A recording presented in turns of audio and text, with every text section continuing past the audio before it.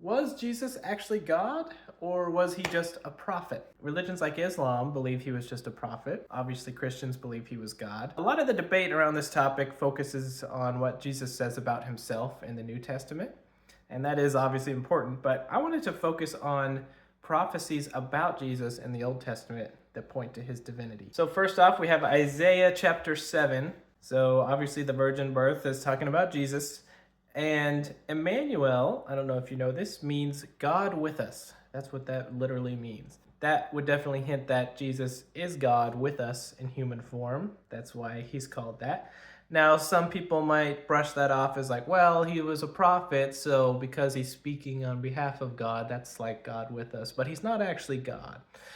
Well, that excuse does not work on the next verse here. So this verse straight up says he's called Mighty God. I think this is also clearly about Jesus, and it wouldn't make sense for this to be about God the Father. Like, God the Father was never born as a child. If it's not God the Father, why is he called Mighty God? I don't know how you explain this any other way. Moving on.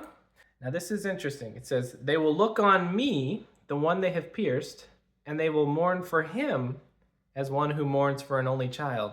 So once again, I think this is clearly talking about Jesus. He's the firstborn and he's the one who was pierced. This is God talking, by the way, this verse. And so it says, they will look on me, God, the one they have pierced, and they will mourn for him. God the Father was never pierced. But it says they will look on me, the one they have pierced. It's because Jesus was God, 3 in 1. The last one here, like I said, this one's not a prophecy, but I think it's an interesting detail that's hard to explain. In the very first chapter of the Bible, Genesis chapter 1, there's the verse here. It says, then God said, let us make mankind in our image, in our likeness. So that's plural. He's saying us and our. Some people would say, oh, well, he's talking about the heavenly host, him and the angels and all that. But that doesn't make sense. In the next verse here, it says, so God created mankind in his own image. So he says, let us make mankind in our image. So God created mankind in his own image.